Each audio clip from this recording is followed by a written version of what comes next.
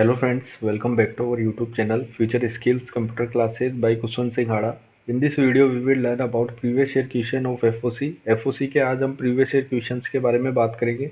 ये वो previous year questions है जो विभिन्न विभिन्न परीक्षाओं में पूछे गए क्वेश्चंस है, ठीक है। और आने वाली बीसीए और एसीआई एग्जाम्स के लिए काफ़ी हेल्पफुल ये वीडियो आपके लिए रहने वाला है, ठीक है। यहाँ से आपको 5 या 6 क्वेश्चन बीसीए और एसीआई एग्जाम में ज़रूर देखने के लिए मिलेंगे, ठीक है। तो चलिए स्टार्ट करते हैं वीडियो को और प्रीवियस ईयर क्वेश्चंस के बारे में हम बात करते हैं। तो ये हमारा पार्ट 2 रहने वाला है, ठीक है। इससे पहले वाले वीडियो में हम क्वेश्चन नंबर 25 तक अच्छे से क्लियर कर चुके थे, ठीक है। आज जो है हम क्वेश्चन नंबर 26 से स्टार्ट करेंगे, ठीक है। और जितने भी हमारे इम्पोर्टेंट जो क्वेश्चन हैं जो फंडामेंटल ऑफ कंप्यूटर से बने हुए हैं और पुरानी जो प्रीवियस ईयर एग्जाम्स है उनमें जो पूछे गए हैं उनको हम डिस्कशन करेंगे, ठीक है। तो हमारा जो नेक्स्ट जो इम्पोर्टेंट क्वेश्चन है वो है स्टोर्ड प्रोग्राम कॉन्सेप्ट का उपयोग करने वाला पहला कंप्यूटर निम्नलिखित में से कौन सा है, ठीक है। तो ये क्वेश्चन पूछा गया है और आने वाली एग्जाम में पूछा जा सकता है, ठीक है। Which of the following is the first computer to use stored program concept, ठीक है। Option number A is UNIVAC, option number B is ENIAC, option number D is EDSAC and option number D is none of the above, ठीक है। तो इसका जो best option हो जाएगा वो हो जाएगा इडसेक, ठीक है। तो बेसिकली इडसेक जो है वो स्टोर्ड प्रोग्राम कॉन्सेप्ट पर आधारित विश्व का पहला कंप्यूटर था, ठीक है। तो अगर आपसे पूछा जा सकता है स्टोर्ड प्रोग्राम कॉन्सेप्ट पर आधारित जो स्टोर प्रोग्राम कॉन्सेप्ट का उपयोग करने वाला पहला कंप्यूटर कौन सा था, तो वो था इडसेक, ठीक है। अगर इसकी एक्सप्लेनेशन की अगर हम बात करें तो एक्सप्लेनेशन आप अच्छे से देख सकते हैं। इडसेक इडसेक की फुल फॉर्म भी ध्यान रखेंगे आप, electronic delay storage automatic calculator. Store programme concept पर आधारित दुनिया का पहला कंप्यूटर था। इसमें कंप्यूटर के निर्देशों यानी कि प्रोग्राम को बाइनरी रूप में मेमोरी में स्टोर किया गया था, ठीक है। एग्जाम पॉइंट की बात करें, stored program concept John von Neumann द्वारा दी गई थी, ठीक है। तो आप इस पॉइंट को भी ध्यान रखेंगे, ठीक है। नेक्स्ट जो इम्पोर्टेंट क्वेश्चन है वो है कंप्यूटर के क्षेत्र में यूजर को डैश डैश डैश भी कहा जाता है। In computer field user are also known as dash dash dash, ठीक है। Option number A is humanware, option number B is firmware, option number C is hardware, option number D is freeware, ठीक है। तो इसका जो best option हो जाएगा वो हो जाएगा ह्यूमनवेयर, ठीक है। तो जब हमने कंप्यूटर सॉफ्टवेयर पढ़ा था तब इसके बारे में हमने बात करी थी, ठीक है। तो जो कंप्यूटर के जो क्षेत्र में जो यूजर होता है, बेसिकली जो यूजर क्या होता है जो कंप्यूटर पे परफॉर्म करता है उसे यूजर कहा जाता है। तो यूजर को ह्यूमन लैंग्वेज यानी कि कंप्यूटर के जो लैंग्वेज में उसको ह्यूमनवेयर कहा जाता है, ठीक है। तो कंप्यूटर के क्षेत्र में यूजर को क्या कहा जाता है, तो ह्यूमनवेयर कहा जाता है, ठीक है। तो ये क्वेश्चन आपसे पूछा जा सकता है, आप इसको अच्छे से ध्यान रखेंगे, ठीक है।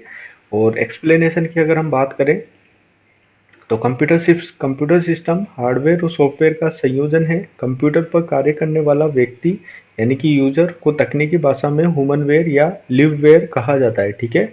एग्जाम पॉइंट भी आप इसका अच्छे से ध्यान रखेंगे। फ्रीवेयर में सॉफ्टवेयर होते हैं जो इंटरनेट पर उपयोग के लिए पूरी तरह मुफ्त उपलब्ध होते हैं, ठीक है। तो फ्रीवेयर आपको क्या होते हैं, फ्रीवेयर वो सॉफ्टवेयर होते हैं जो इंटरनेट पर उपयोग के लिए पूरी तरह मुफ्त यानी कि फ्री में उपलब्ध होते हैं, उनको फ्रीवेयर सॉफ्टवेयर कहा जाता है। जबकि ह्यूमनवेयर वह यूजर होता है जो कंप्यूटर के क्षेत्र में काम करता है, ठीक है। तो यूजर को क्या कहा जाता है कंप्यूटर के क्षेत्र में, ह्यूमनवेयर। और फ्रीवेयर क्या होते हैं, फ्रीवेयर वे सॉफ्टवेयर होते हैं जो इंटरनेट पर उपयोग के लिए पूरी तरह मुफ्त उपलब्ध होते हैं, ठीक है। नेक्स्ट जो इम्पोर्टेंट क्वेश्चन है उसे आप अच्छे से ध्यान रखेंगे। आपके सिस्टम को बूट करने के बारे में निर्देश डैश डैश डैश में संग्रहित किए जाते हैं, ठीक है। इंग्लिश में अगर बात करें, the instruction about booting your system are stored in dash dash dash, ठीक है। Option number A is RAM, B is BIOS, option number C is CPU and option number D is register, ठीक है। तो इसका जो best option हो जाएगा वो हो जाएगा बायोस, ठीक है। बायोस की फुल फॉर्म आप ध्यान रखेंगे, बेसिक इनपुट आउटपुट सिस्टम, ठीक है।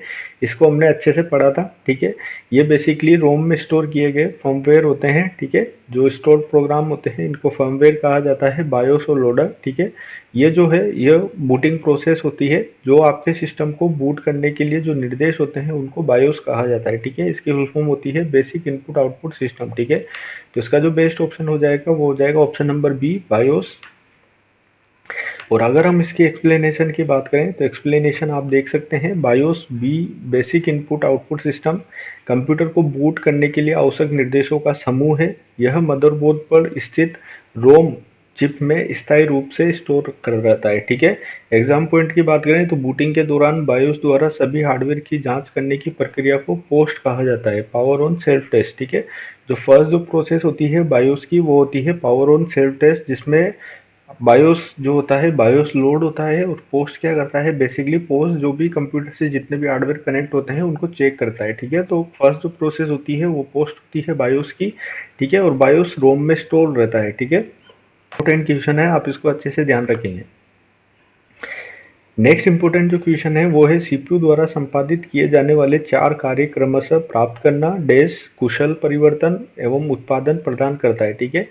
इंग्लिश में बात करें, the 4 basic task perform by CPU are fetch, dash, manipulate and output, ठीक है। तो हमने सीपीयू के फंक्शन के बारे में हमने बात करी थी, तो जब इसके बारे में हमने इसको अच्छे से समझा था, ठीक है। ये पूछा गया क्वेश्चन है, आप इसको अच्छे से समझेंगे, ठीक है। ऑप्शन नंबर ए है डिजाइन, बी है डिकोड, ऑप्शन नंबर सी है display and option number D है रेगुलेट, ठीक है।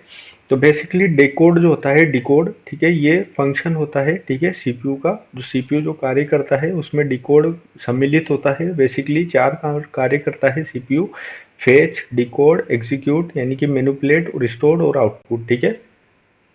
तो इसका जो बेस्ट ऑप्शन हो जाएगा वो हो जाएगा ऑप्शन नंबर बी, डिकोड, ठीक है। और एक्सप्लेनेशन आप देख सकते हैं इसकी। एक्सप्लेनेशन की अगर हम बात करें तो सीपीयू की कार्यप्रणाली को मशीन साइकिल कहते हैं। इसके 4 मुख्य चरण होते हैं, फेच, डिकोड, एग्जीक्यूट और स्टोर, ठीक है। एग्जाम पॉइंट की बात करें तो निर्देशों को डिकोड करने का कार्य सीपीयू की कंट्रोल यूनिट, ठीक है, जो सीपीयू का बेसिकली मैनेजर होता है, कंट्रोल यूनिट, ठीक है, तो कंट्रोल यूनिट द्वारा किया जाता है, ठीक है। नेक्स्ट जो इम्पोर्टेंट क्वेश्चन है वो है, निम्न में से कौन कंप्यूटर के किसी एक घटक से दूसरे घटक तक विभिन्न कमांड या कंट्रोल सिग्नल प्रसारित करता है, ठीक है। तो विच ट्रांसमिट्स, ठीक है, different commands which transmits different command और control signal from one component to other component, ठीक है। ऑप्शन नंबर ए है डेटा बस, बी है एड्रेस बस, सी है data bus and address bus both, और डी है कंट्रोल बस, ठीक है। तो बेसिकली कंट्रोल बस जो होता है वो कंप्यूटर के किसी एक कंपोनेंट से दूसरे कंपोनेंट तक विभिन्न कमांड और कंट्रोल सिग्नल्स को ट्रांसमिट करता है, ठीक है। तो कंट्रोल बस क्या करता है बेसिकली, ठीक है, कंट्रोल बस को ये क्वेश्चन पूछा गया है, आप इसको अच्छे से ध्यान रखेंगे। इसका जो बेस्ट ऑप्शन हो जाएगा ऑप्शन नंबर डी, ठीक है, ऑप्शन नंबर डी। और अगर हम इसकी एक्सप्लेनेशन की बात करें तो कंप्यूटर के विभिन्न पुर्जों के बीच डेटा संचार के लिए जो तारों का जो समूह होता है उसे बस कहा जाता है, ठीक है। और कंट्रोल बस का जो कार्य होता है वो सीपीयू से कमांड और कंट्रोल सिग्नल्स को अन्य हार्डवेयर घटकों तक पहुंचाना होता है, ठीक है। एग्जाम पॉइंट भी आप ध्यान रखेंगे, डेटा बस क्या करता है, वास्तविक डेटा को ट्रांसपोर्ट करती है, ठीक है। जबकि एड्रेस बस जो है मेमोरी की लोकेशन यानी कि पता ले जाती है, ठीक है। तो एड्रेस बस क्या करती है, मेमोरी के एड्रेस को स्टोर करती है, जबकि कंट्रोल बस क्या करती है, वास्तविक जो एक्चुअल जो डेटा होती है उसे ट्रांसफर करने के लिए काम में ली जाती है, ठीक है। नेक्स्ट इंपॉर्टेंट जो क्वेश्चन है वो है, वाणिज्य उपयोग के लिए उपलब्ध कराया गया पहला कंप्यूटर कौन सा था, ठीक है। The first computer which was made available for business purpose, ठीक है। जब हमने हिस्ट्री ऑफ कंप्यूटर के बारे में पढ़ा था तब इसके बारे में हमने अच्छे से बात करी थी, ठीक है। इनको हमने फोटोज से समझा था। और अगर आप इस पीडीएफ को इसी फॉर्मेट में प्राप्त करना चाहते हैं तो आप हमारे टेलीग्राम चैनल से जुड़कर इसे प्राप्त कर सकते हैं, ठीक है। और टेलीग्राम की जो लिंक है वो वीडियो के डिस्क्रिप्शन में आपको मिल जाएगी, वहां से आप टेलीग्राम चैनल को ज्वाइन करके इस पीडीएफ को प्राप्त कर सकते हैं, ठीक है। और इसका जो बेस्ट ऑप्शन हो जाएगा वो आप हमें कमेंट बॉक्स में टाइप करके जरूर बताएं, ठीक है। इसका जो बेस्ट ऑप्शन हो जाएगा वो हो जाएगा यूनिवेक। यूनिवेक जो था वो यूनिवेक जो है वर्ल्ड का पहला बिजनेस ओरिएंटेड कंप्यूटर था, ठीक है। तो यूनिवेक क्या है, यूनिवर्सल ऑटोमेटिक कंप्यूटर, ठीक है। एक्सप्लेनेशन की अगर हम इसकी बात करें तो यूनिवेक यूनिवर्सल ऑटोमेटिक कंप्यूटर, इसकी फुल फॉर्म भी आप ध्यान रखेंगे। दुनिया का पहला ऐसा कंप्यूटर था जिसे व्यवसायिक यानी कि बिजनेस या वाणिज्य उपयोग के लिए बनाया गया था, ठीक है। इसका निर्माण 1951 में हुआ था। एग्जाम पॉइंट, इनियक दुनिया का पहला पूर्ण रूप से इलेक्ट्रॉनिक जनरल पर्पज कंप्यूटर था लेकिन वह व्यवसायिक नहीं था, ठीक है। तो इन दोनों में आपको डिफरेंस याद रखना है, ठीक है। यूनिवेक फुल फॉर्म ध्यान रखेंगे, यूनिवर्सल ऑटोमेटिक कंप्यूटर, और वर्ल्ड का पहला बिजनेस ओरिएंटेड कंप्यूटर भी यूनिवेक था। नेक्स्ट जो इम्पोर्टेंट क्वेश्चन है वो है, किसने संग्रहित कार्यक्रम की अवधारणा दी, ठीक है, जिसमें कार्यक्रम और डेटा एक ही मेमोरी में संग्रहित किया जाता है, ठीक है। तो फर्स्ट जो ऑप्शन है वो है जॉन वॉन न्यूमैन, बी है एलन ट्यूरिंग, सी है चार्ल्स बेबेज और डी है बिल गेट्स, ठीक है। तो जॉन वॉन न्यूमैन ने बेसिकली संग्रहित यानी कि स्टोर्ड प्रोग्राम कॉन्सेप्ट जो था वो जॉन वॉन न्यूमैन ने दिया था, ठीक है। तो आप इसको अच्छे से ध्यान रखेंगे। इसका जो बेस्ट ऑप्शन हो जाएगा वो हो जाएगा ऑप्शन नंबर ए, ठीक है। ऑप्शन नंबर ए इसका करेक्ट ऑप्शन हो जाएगा। और एक्सप्लेनेशन की अगर हम बात करें तो जॉन वॉन न्यूमैन ने स्टोर प्रोग्राम कॉन्सेप्ट की अवधारणा प्रस्तुत की। इसके अनुसार प्रोसेस किए जाने वाले डेटा और इंफॉर्मेशन को, इंस्ट्रक्शन को, दोनों को कंप्यूटर की मेमोरी में स्टोर किया जाना चाहिए, ठीक है। एग्जाम पॉइंट भी आप ध्यान रखेंगे। आधुनिक कंप्यूटर के विकास यानी कि आर्किटेक्चर में सबसे बड़ा योगदान जो है वो जॉन वॉन न्यूमैन का ही माना जाता है, ठीक है। तो नेक्स्ट जो इम्पोर्टेंट क्वेश्चन है वो काफ़ी इंपॉर्टेंट क्वेश्चन है। ये आपके बीसीआई और एससीआई क्वेश्चन एग्जाम में क्वेश्चन बन सकता है, तो आप इसको अच्छे से ध्यान रखेंगे, ठीक है। बेसिकली ये प्रोसेसिंग डिवाइस से क्वेश्चन बना है, ठीक है। और कंप्यूटर जनरेशन का फर्स्ट से फिफ्थ का जो सही क्रम है उसे आपको बताना है। Choose right sequence of computer generation, ठीक है। जो प्रोसेसिंग डिवाइस थी फर्स्ट जनरेशन से फिफ्थ जनरेशन तक, ठीक है, आपको वो एकदम सीक्वेंस में बतानी है फर्स्ट से फिफ्थ तक, ठीक है। तो फर्स्ट जनरेशन में बेसिकली वैक्यूम ट्यूब का प्रयोग किया गया था, देन ट्रांजिस्टर को रिप्लेस करके integrated circuit, then VLSI, then ULSI, ठीक है। तो इसका जो बेस्ट ऑप्शन हो जाएगा वो हो जाएगा ऑप्शन नंबर ए, ठीक है। ये जो सीक्वेंस है ये बेसिकली जनरेशन ऑफ कंप्यूटर में प्रोसेसिंग डिवाइस का था, ठीक है। 5 पीढ़ियों की मुख्य तकनीक, पहली थी वैक्यूम ट्यूब, सेकंड थी transistor, then IC, then VLSI जो कि माइक्रो प्रोसेसर और सीपीयू जो थे वो वीएलएसआई के अंतर्गत आते थे, ठीक है। और यूएलएसआई जो एआई तकनीक पर आधारित थी, अल्ट्रा लार्ज स्केल इंटीग्रेशन इसे बोला जाता था, ये फिफ्थ जनरेशन में यूज में ली गई थी, ठीक है। एग्जाम पॉइंट की बात करें तो चौथे पीढ़ी के जो वीएलएसआई तकनीक के कारण ही माइक्रो कंप्यूटर पीसी का निर्माण संभव हुआ, ठीक है। जब वीएलएसआई बना उसी टाइम से ही पीसी स्टार्ट हो गए थे, पर्सनल कंप्यूटर स्टार्ट हो गए थे, ठीक है। वीएलएसआई बेसिकली क्या था, ये एक प्रकार का प्रोसेसर था, ठीक है। नेक्स्ट जो इम्पोर्टेंट क्वेश्चन है वो है किसके प्रयोग से आधुनिक कंप्यूटरों का लघु रूपण संभव हो सका, ठीक है। तो ऑप्शन नंबर ए है ट्रांजिस्टर, बी है इंटीग्रेटेड सर्किट चिप, सी है नैनो प्रोडक्ट्स, डी है सुपर कंडक्टर, ठीक है। तो बेसिकली इंटीग्रेटेड जो सर्किट चिप्स थी, जब वो इंटीग्रेटेड सर्किट चिप्स मार्केट में निकाली गई तो कंप्यूटर की size basically as compare to पहले जो कंप्यूटर आते थे फर्स्ट और सेकंड जनरेशन में, तो थर्ड जनरेशन में जब आईसी आई तो उनकी जो आकार था कंप्यूटर का वो as compare to second generation काफ़ी कम हो गया, ठीक है। तो ये क्वेश्चन पूछा गया है, ठीक है। तो आप इसको, इसका जो बेस्ट ऑप्शन हो जाएगा वो हो जाएगा आईसी चिप, ठीक है, इंटीग्रेटेड सर्किट चिप्स, ठीक है। ये कौन सी जनरेशन में इंट्रोड्यूस की गई थी, तो ये थर्ड जनरेशन से इंट्रोड्यूस की गई थी, ठीक है। एक्सप्लेनेशन भी ध्यान रखेंगे आप। आईसी इंटीग्रेटेड चिप का आविष्कार से एक छोटे से सिलिकॉन चिप पर हजारों ट्रांजिस्टर लगाए जाने लगे, ठीक है। इसी कारण आधुनिक कंप्यूटर का आकार छोटा हो गया, ठीक है। और आईसी चिप का जो निर्माण है वो 1958 में जैक किल्बी द्वारा किया गया था, ठीक है। नेक्स्ट जो इम्पोर्टेंट क्वेश्चन है वो है डिजिटल कंप्यूटर विकसित किया गया, ठीक है। Digital computer was developed by, option number A is by Russia, ठीक है, Britain, by USA, by Japan. तो इसका जो बेस्ट ऑप्शन हो जाएगा वो हो जाएगा बाई यूएसए, ठीक है। तो डिजिटल कंप्यूटर जो है option number C by USA के द्वारा बनाया गया था, ठीक है।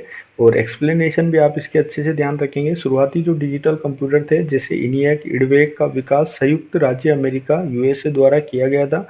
डिजिटल कंप्यूटर जो होते थे वो डेटा को इलेक्ट्रॉनिक यानी कि 0 और 1 के रूप में प्रोसेस करते थे, ठीक है। एग्जाम पॉइंट भी ध्यान रखेंगे। इनियक का निर्माण जे प्रेस्पर एकर्ट और जॉन माउसली द्वारा यूएसए में किया गया था। इनियक क्या था, एक प्रकार का डिजिटल कंप्यूटर था, ठीक है। नेक्स्ट इंपॉर्टेंट क्वेश्चन की बात करें तो भारतीय सुपर कंप्यूटर का जनक कौन कहलाता है, ठीक है। ये इंपॉर्टेंट क्वेश्चन है, आप इसको अच्छे से ध्यान रखेंगे। Option number A is Raghunath Mashelkar, ठीक है, बी है विजय भाटकर, सी है जयंत नार्लिकर, ठीक है, और डी है नंदरन नीलेकणी, ठीक है। तो इसका जो बेस्ट ऑप्शन हो जाएगा वो हो जाएगा ऑप्शन नंबर बी, ठीक है। बेसिकली जो विजय पांडुरंग भाटकर थे इनको ही सुपर कंप्यूटर का जनक भारत में कहा जाता है, ठीक है। तो the father of Indian super computer कौन थे, विजय भाटकर थे, ठीक है। एक्सप्लेनेशन आप इसके अच्छे से ध्यान रखेंगे। इनको क्यों सुपर कंप्यूटर का जनक भारत में कहा जाता है, तो बेसिकली जो विजय पांडुरंग भाटकर थे भारतीय सुपर कंप्यूटर का जनक माना जाता है, ठीक है। इनके नेतृत्व में ही सीडेक पुणे ने 1991 में भारत का पहला सुपर कंप्यूटर जो कि परम 8000 था उसे विकसित किया था, ठीक है। तो परम 8000 विकसित करने के कारण ही इनको जो है सुपर कंप्यूटर का जनक कहा जाता है भारत में, ठीक है।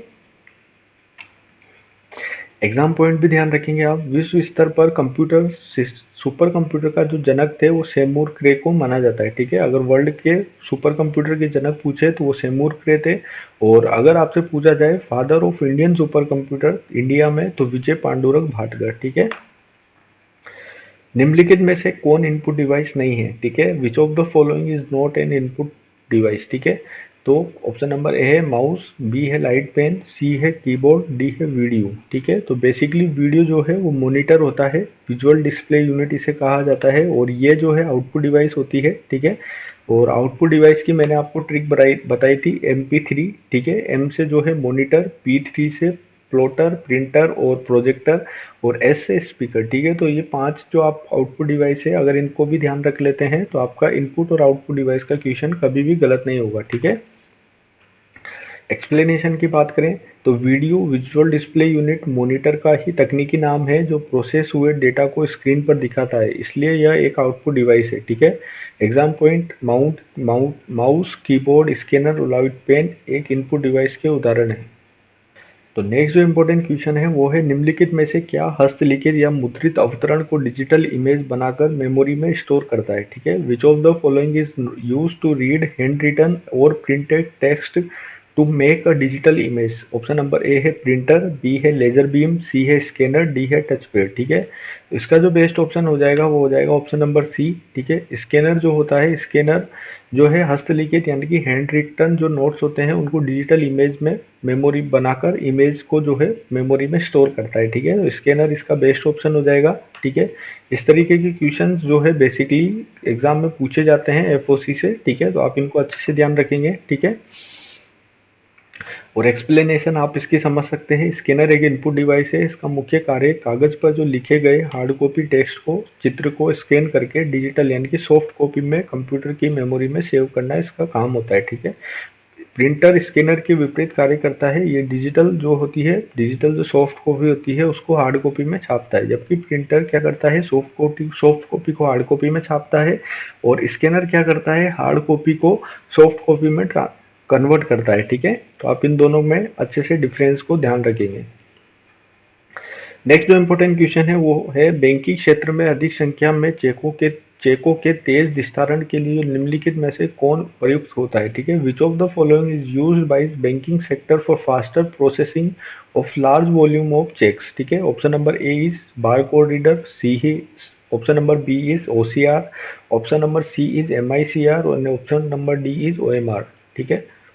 तो इसका जो बेस्ट ऑप्शन हो जाएगा वो हो जाएगा MICR। MICR की फुल फॉर्म भी ध्यान रखेंगे आप, मैग्नेटिक इंक कैरेक्टर रिकॉग्नाइजेशन का उपयोग बैंक चेकों को तेजी से प्रोसेस करने के लिए किया जाता है, और यह जो है चेक पर चुंबकीय शाई से जो लिखे विशेष 9 अंकीय कोड को पढ़ता है, ठीक है। और इसको आप अच्छे से ध्यान रखेंगे। तो इसका जो बेस्ट ऑप्शन हो जाएगा वो हो जाएगा MICR, magnetic ink character recognisation या रीडर, ठीक है। ये पूछा गया क्वेश्चन है, और ये जो क्वेश्चन है ये काफ़ी इंपॉर्टेंट है, ठीक है। तो MICR जब भी क्वेश्चन पूछा जाए तो ये बैंकिंग सेक्टर में MICR मशीन का यूज लिया जाता है, ठीक है।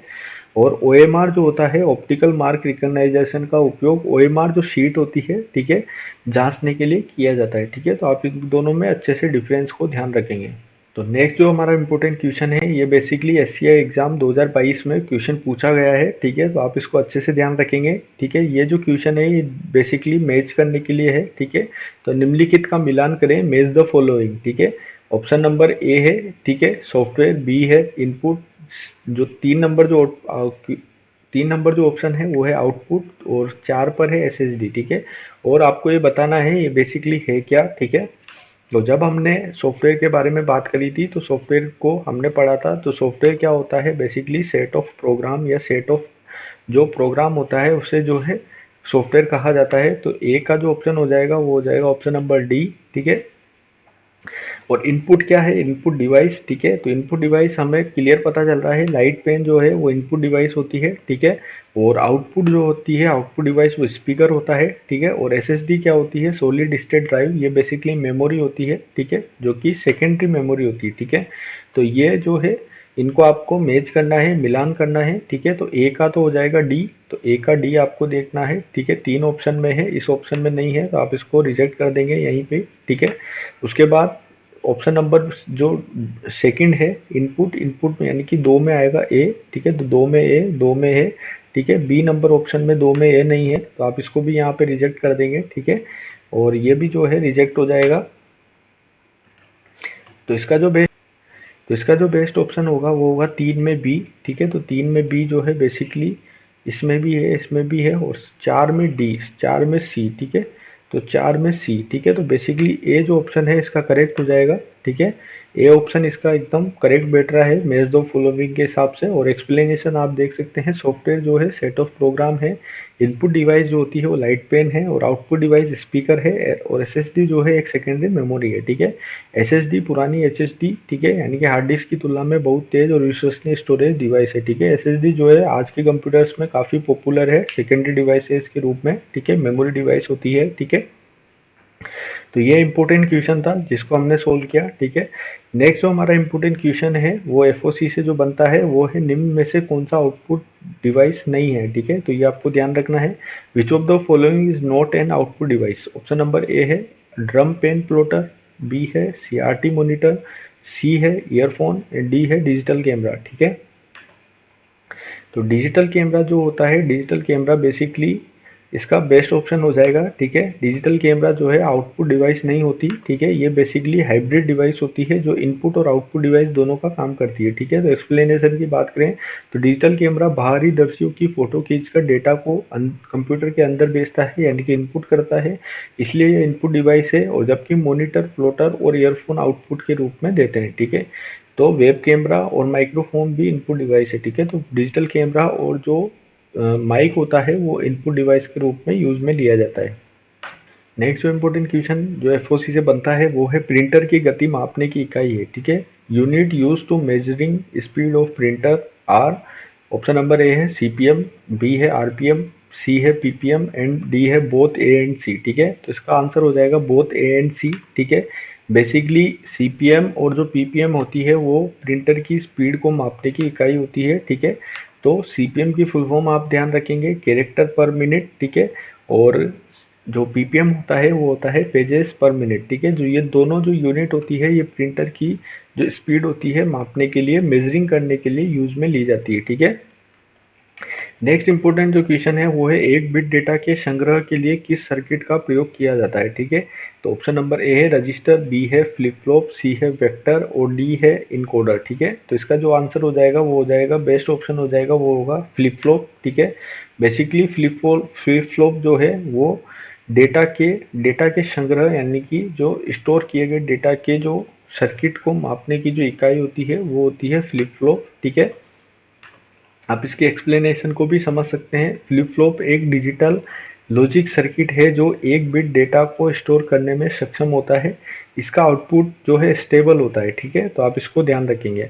एग्जाम पॉइंट भी आप ध्यान रख सकते हैं। रजिस्टर कई फ्लिप फ्लॉप का समूह होता है जो मिलकर ज़्यादा डेटा स्टोर करते हैं, ठीक है। तो रजिस्टर से क्वेश्चन पूछा जाता है, आप इसको अच्छे से ध्यान रखेंगे, ठीक है। फ्लिप फ्लॉप जो है रजिस्टर्स का समूह होता है, ठीक है। तो नेक्स्ट जो हमारा इंपॉर्टेंट क्वेश्चन जो बनता है वो है ASCII 7 एक 7 बिट कोड है जो एक विशिष्ट रूप से अधिकतम डैश वर्णों को निरूपित कर सकता है, ठीक है। ASCII 7 is an 7-bit code and can typically represent a maximum of dash characters, ठीक है। तो ऑप्शन नंबर ए है 128, बी है 256, सी है 127 एंड डी है 64, ठीक है। तो जो ASCII 7 जो बिट कोड होता है, 7 बिट का जो कोड होता है वो 128 कैरेक्टर्स को निरूपित करता है, ठीक है। तो आप इसका आंसर जो हो जाएगा, इसका जो बेस्ट ऑप्शन होगा वो होगा 128, ठीक है। 8 जो होता है वो 8 बिट का कोड होता है और वो कितने कैरेक्टर को, अधिकतम कितने कैरेक्टर्स को निरूपित करता है, ठीक है, रिप्रेजेंट करता है। तो वो 256 कैरेक्टर्स को रिप्रेजेंट करता है, ठीक है। तो आप इसकी अच्छे से इस ऑप्शन को, इस क्वेश्चन को अच्छे से ध्यान रखेंगे, ये एग्जाम में पूछा जा सकता है, ठीक है। नेक्स्ट जो इंपॉर्टेंट क्वेश्चन है वो है रैम और रोम दोनों है, ठीक है। Both RAM and ROM are random access memory, RAM sequential access memory, ठीक है। Read and write memory, D है रीड ओनली मेमोरी, ठीक है। तो इसका जो बेस्ट ऑप्शन हो जाएगा वो हो जाएगा ऑप्शन नंबर ए, ठीक है। जो रैम और रोम जो होती है वो बेसिकली रैम होती है, ठीक है, रैंडम एक्सेस मेमोरी, ठीक है। तो रैम और रोम अगर आपसे पूछा जाए साथ में कि दोनों क्या है, तो ये दोनों रैम होती है, रैंडम एक्सेस मेमोरी, ठीक है। इसके एक्सप्लेनेशन भी आप समझ सकते हैं, ठीक है। रैम और रोम दोनों को रैंडम एक्सेस मेमोरी कहा जा सकता है क्योंकि यह इन दोनों मेमोरीज को डेटा को किसी भी रेंडमली में डेटा एक्सेस किया जा सकता है। इन दोनों रैम में जो है डेटा को रेंडमली एक्सेस किया जा सकता है, ठीक है। तो रैम और रोम जो है बेसिकली रेंडम एक्सेस मेमोरी को कहा जा सकता है, रैम कहा जा सकता है, ठीक है। रैम क्या होती है, ये एक वोलेटाइल मेमोरी होती है, अस्थायी मेमोरी होती है, जबकि रोम जो है परमानेंट मेमोरी होती है और नॉन वोलेटाइल मेमोरी होती है, ठीक है। एक डिवाइस को डेटा और इंस्ट्रक्शन लोकेट करने और उन्हें सीपीयू को उपलब्ध कराने में लगा समय कहलाता है। The time taken by a device to locate data and instruction and make them available to the CPU is called. अच्छा क्वेश्चन है, आप इसको अच्छे से समझेंगे, ठीक है। Option number A is clock speed, B is processing time, C is CPU speed and D is access time, ठीक है। तो बेसिकली एक्सेस टाइम जो होता है, एक्सेस टाइम ही इसका बेस्ट ऑप्शन हो जाएगा। आप इसके एक्सप्लेनेशन को समझ सकते हैं, ठीक है।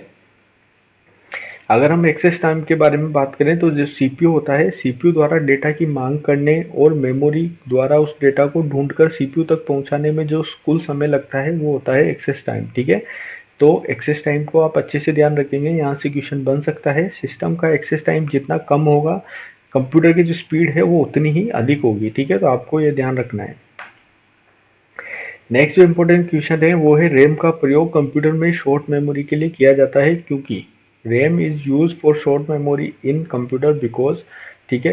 तो शॉर्ट मेमोरी के लिए रैम का यूज क्यों किया जाता है, क्योंकि ऑप्शन नंबर सी है इसका राइट ऑप्शन हो जाएगा। इट इज वेरिएबल, क्योंकि रैम जो होती है वो परिवर्तनशील होती है, ठीक है। वेरिएबल जो होता है इसका परिवर्तन होता है, ठीक है।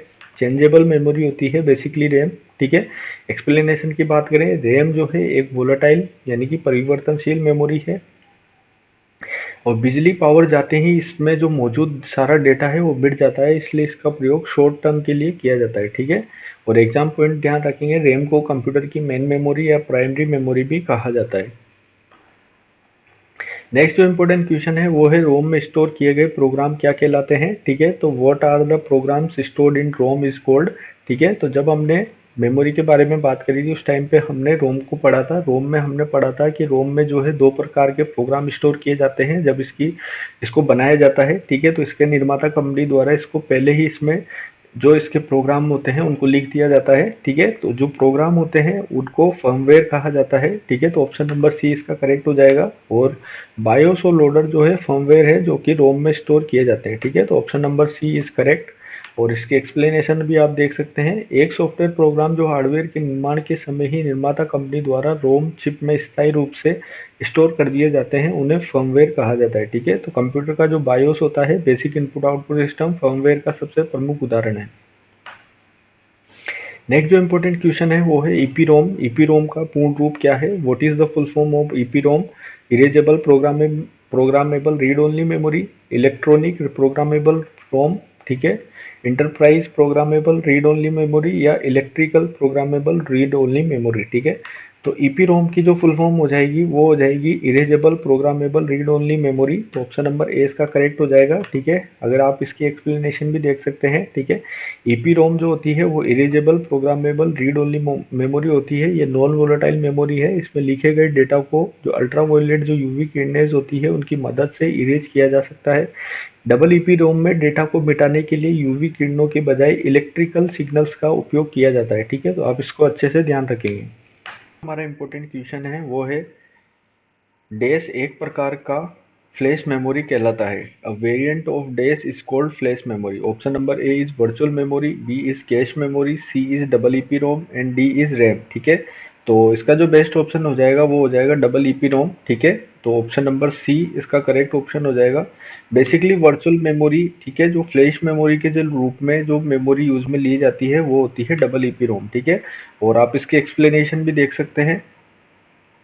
फ्लैश मेमोरी वास्तव में डबल ईपी रोम क्या होती है, electrically erasable programmable read only memory तकनीक का ही एक आधुनिक और उन्नत रूप है, ठीक है। और एग्जाम पॉइंट की बात करें तो पेन ड्राइव, मेमोरी कार्ड और एसएसडी जो है फ्लैश मेमोरी के उदाहरण है, ठीक है। तो आप ये फ्लैश मेमोरी के उदाहरण भी याद रखेंगे, एसएसडी कार्ड, ठीक है, एसडी कार्ड हो गया, और पेन ड्राइव जो होता है ये जो है फ्लैश मेमोरी के उदाहरण है। और फ्लैश मेमोरी को ही डबल ईपी रोम कहा जाता है, जिसकी फुल फॉर्म होती है electrically erasable programmable read only memory. Next जो इम्पोर्टेंट क्वेश्चन है वो है cache memory is use to transfer the data between, ठीक है। ये काफी इंपॉर्टेंट क्वेश्चन है और ये पूछा गया क्वेश्चन है और आने वाली बीसीए और एससीए एग्जाम में ये क्वेश्चन बन सकता है, ठीक है। तो आप इसको अच्छे से समझेंगे। Option number A is processor and input device, option number B is main memory and secondary memory, option number C is processor and output device and option number D is main memory and processor, ठीक है।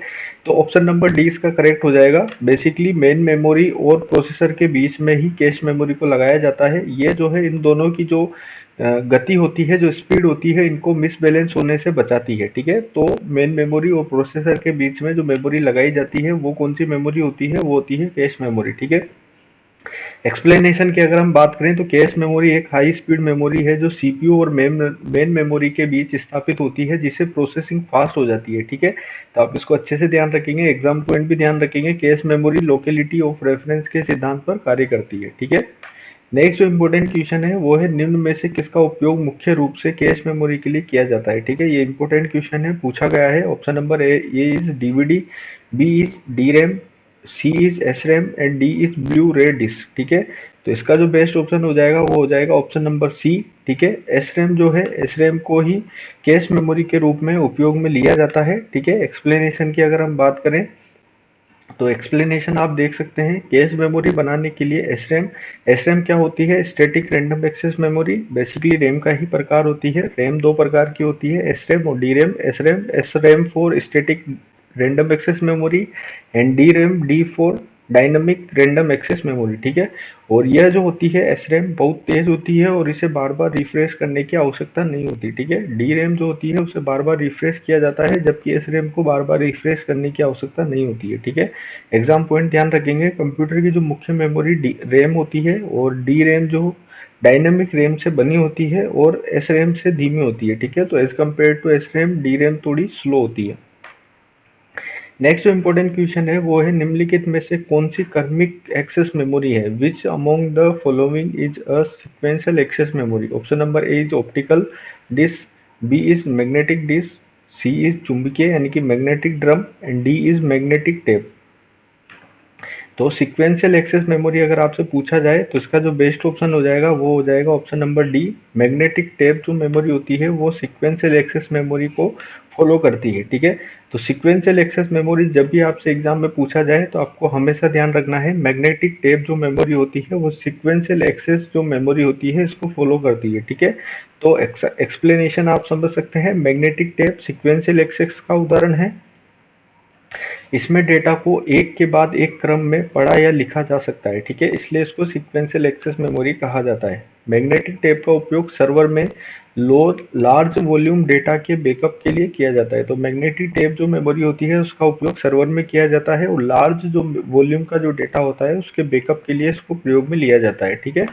Next जो important question है, ये काफी बार exam में question पूछा जाता है कंप्यूटर मेमोरी क्वेश्चन से, ठीक है, टॉपिक से, ठीक है। और आपसे इसको सीक्वेंस में यानी कि क्रम में असेंडिंग और डिसेंडिंग ऑर्डर में इसको व्यवस्थित करने के लिए बोला जाता है मेमोरी को, ठीक है। तो ये क्वेश्चन आप अच्छे से समझेंगे। निम्न माप को स्मृति यानी कि मेमोरी की उच्चतर इकाइयों में व्यवस्थित कीजिए, यानी कि आपको असेंडिंग ऑर्डर में इनको व्यवस्थित करना है। ऑप्शन नंबर ए है गीगाबाइट, बी पेटाबाइट, सी टेराबाइट, डी है जेटाबाइट एंड ई है एक्साबाइट, ठीक है। ऑप्शन नंबर आप देख सकते हैं ये इस तरह के सीक्वेंस में है, ठीक है। बेसिकली आपको असेंडिंग ऑर्डर में इसको मतलब इसको सीक्वेंस में डालना है, असेंडिंग ऑर्डर के सीक्वेंस में इनको व्यवस्थित करना है, ठीक है।